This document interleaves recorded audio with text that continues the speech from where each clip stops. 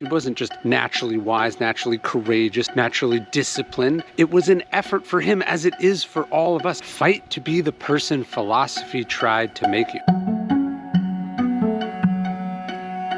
This guy, Marcus Aurelius, was the emperor of Rome, the most powerful man in the world. Now, you might think that his life was easy, that he had it made. In fact, Marcus Aurelius experiences incredible difficulty and adversity from the get-go. Power and responsibility is foisted upon him. It's not something that he expected or wanted. And then he finds himself in this job that he knows tends to corrupt. And he probably also had some inclination of how difficult the job would be. He experiences historic floods, a devastating plague, many years of warfare. He's betrayed by one of his generals in an attempted coup. He buries multiple children. I mean, this guy did not have an easy life despite the privileges that he was lucky enough to enjoy. Marcus Aurelius knew that he had a lot of power, but he still faced the fundamental human reality that many things were outside of his control, that were not in his power. And that's why he so took to Stoic philosophy, is ultimately, just like you or I, trying to navigate a difficult, unpredictable world populated by difficult, uncontrollable other people. And that's what he's doing in his meditations, writing advice to himself, trying to uphold these Stoic principles in the difficult crucible that he found himself in. I'm Ryan Holiday. I've written a number of books about Stoic philosophy. I've spoken about it to everyone from the NBA to the NFL, sitting senators and special forces leaders. So in today's episode, I want to give you some rules for life from the great Marcus Aurelius.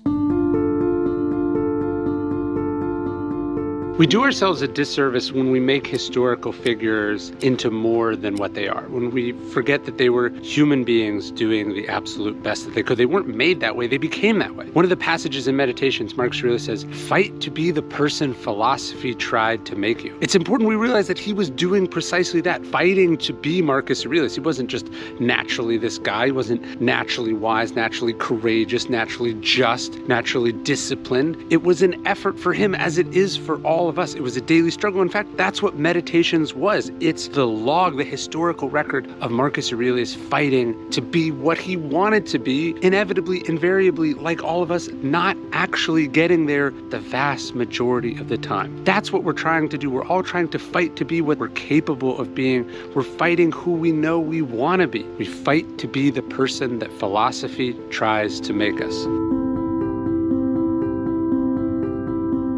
What journaling is fundamentally is putting your thoughts up for review. Meditation is a form of that. I think going for walks is a way to do it, where you're having to sit with those thoughts a little bit. The Socratic method is this. And as you play that out, you realize it's not on as sound a footing as your emotional sense would have you believe. Yeah. You think about how important it would be for someone like Marcus Aurelius to be doing that in Meditations. Whatever he wants, he can do. Like there's a moment where Hadrian, his predecessor, gets angry and he just grabs a pen and just stabs it in the eye of a secretary. No consequences. You can't get impeached. You can do whatever you want. And so Marcus trying to not be like that, but knowing that he could be Tiberius or Nero or Hadrian, he can do whatever he wants. I think the journaling practice of Meditations, the notes to himself, is the process by which he filters out the intrusive thoughts or the destructive urges. And we all need that. Marcus Aurelius was a guy who met his fair share of jerks. But he said, you know what you're supposed to do when you meet a jerk? You say to yourself, is a world without shamelessness, without jerks possible? He says, no, then this is one of those people. They are playing that role. And when you can start to see people, even the frustrating, annoying, obnoxious people that you meet in your life, as playing a role assigned to them, a role that someone has to do, that there is no version of the earth where there are not annoying, obnoxious, awful people, then you can accept them, you can tolerate them, you can also understand they are in a minority. It was inevitable that eventually you would bump up against one of these people, and now you have. And it's no more and no less than that. Don't be overheard complaining, Marcus Aurelius writes in Meditations. He says, not even to yourself. I love that distinction. It's not only not like whining publicly, but not whining to yourself, not pitying yourself. Because the point is, it never makes a difference. It's funny, when I've talked about this before, people go, oh, but what about protest? Taking an action is not a complaint. Complaining is when you think that emoting about, simply speaking about, simply letting your displeasure be known, when you confuse that with actually doing something about your problem.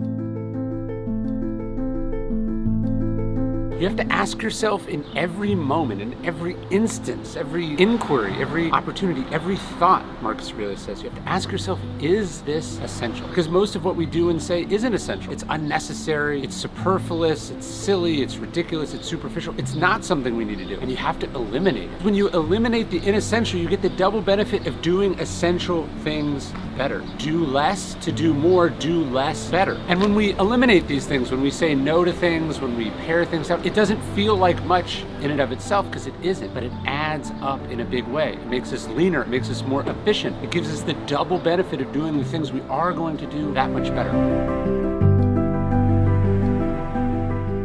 Musonius Rufus, one of the ancient Stoics, he said, farming is the best job for a philosopher. I live on about 40 acres outside Austin, Texas. I have cows and donkeys and goats. When I'm out on my ranch, I'm practicing philosophy, I'm coming up with the ideas for these videos, and I'm also lately wearing my new Tecovas boots. Tecovas is an awesome boot brand. Their Western boots for men and women are handmade from the most premium leathers. The boots are Austin designed, Texas tested, and handmade in the boot making capital of the world, Leon, Mexico. They're your traditional Western boot, but Tecovas has innovated on comfort, style, and service, and Tecovas is Western to their core. Tecovas believes in Western for all. Just head on into one of their stores. You'll be greeted like family, offered a boot shine and a drink, and get custom fitted for a new pair of boots. And if you can't make it into a store, Tecovas delivers the most premium quality and the most comfortable Western wear right to your door. Visit tecovas.com. That's TECOVAS.com, and point your toes west. The Stoics believe that we can dye events with our own color, that we can take what happens and turn it into our own benefit. That this idea of whether something is unfortunate or fortunate is a choice. We get to decide that. We decide what it means for us. That's the choice. And so Marcus in Meditations, he says, our actions can be impeded, but there can be no impeding our intentions or dispositions, because we can accommodate and adapt. The impediment to action advances action. What stands in the way becomes the way. The situation can be terrible. It can be not your choice at all. It can be the exact opposite of what you want. And yet, it's still a chance to practice virtue. No one's saying it's going to be to the financial benefit of the company. No one's going to say, you're all going to look at it and go, those were the golden years. But you do have the opportunity to practice virtue, to be your best self in every situation. All the external factors are not in your control. Who you are in those situations, that is in your control. There's a pretty amazing story about Marcus Aurelius. Pretty late in life, he's seen leaving his palace in Rome, and he's carrying these tablets. And a friend says, where are you going? He says, I'm off to see Sextus the philosopher to learn that which I do not yet know. The friend marvels. He says, here's the most powerful man in the world, even as an old age, picking up his books and going to school. I think that's, in effect, what Marcus is. He remains a student. It's his notebook. It's his exercise book. It's his workbook. He's doing work on himself even as an old man. And the fruits of that come down to us. It's just so wonderful to think of Marcus even as an old man. Maybe some of the lines in here he learned from Sextus the philosopher. He thanks Sextus philosopher in book 1, the Debts and Lessons chapter. So the idea for Marcus was that you always stay a student. Famously is betrayed by his best friend. He thinks Marcus is sick and near death, and so this guy named Avidius Cassius goes, I'm the emperor now. But Marcus wasn't dead, and so puts him in this horrible position. Obviously, you can't allow this, but he doesn't want to fight a war over it. And he basically says, this is the final chapter in The Obstacles of the Way, the idea that even this is an opportunity. And he says, I want to show history how civil strife can be dealt with. He tries to give Cassius a chance to come to his senses. Eventually, he has to take the Roman army out in battle, deal with it, and then he weeps when someone kills Cassius, because it deprives him of the opportunity of forgiving him. And he orders the Senate, he says, do not execute a single person for this. Do not let my name be stained in blood. Which is maybe impractical, maybe too philosophical, but there is a beauty to that. He talks about forgiveness in meditation, but then he has to actually apply it in his life.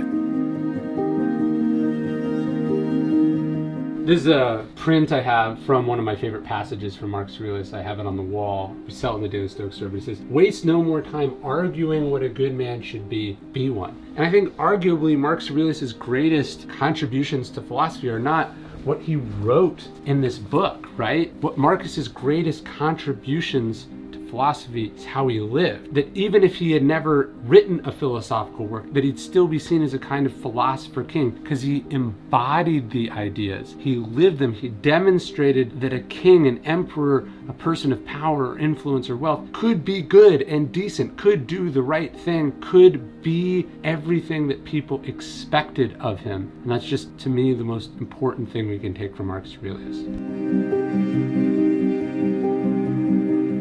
And it is inevitable that we will fall short. Marcus did, I do, everyone does. Antoninus Pius probably did too, which is why in Meditations, Marcus Aurelius says to pick yourself back up when you fall, but he also says to celebrate the fact that you're a human being. What matters, he says, is that you come back to the rhythm of it. We're gonna be jarred by circumstances, we're gonna be messed up, we're gonna slip on our diet, on our New Year's resolution, on the progress we were making. That's okay. What matters is that you get back up. What matters is that more often than not, you stick to it, that you always come back home to it.